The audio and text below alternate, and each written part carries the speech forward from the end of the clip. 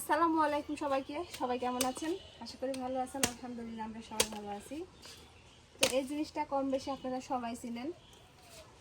আমরা কি বলি? তালকুর। আমরা এটাকে বলি তালকুর, কেউ বলে তালশাঁস।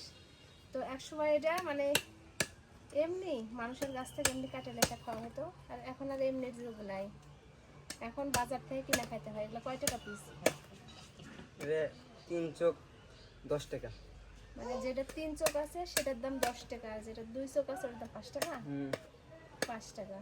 তো আজকে আমি আমার হাজবেন্ডের কাছ থেকে এই তালকুল খাইতে চাচ্ছি। তো বাজার থেকে দেখেন কতগুলো এক বাদা তালকুল দিয়ে চলে এসেছে। তো এই যে আমার দেওরা কাটা দিচ্ছে, দাও সাইড করি। আর এটা আগে আমি খাবো। না খাস না, দে।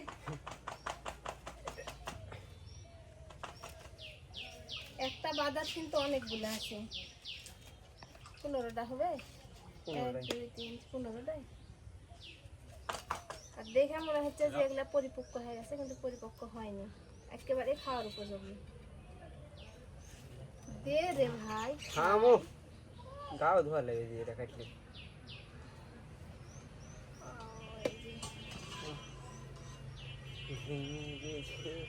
হ্যালো, 3টা চকি আছে রে।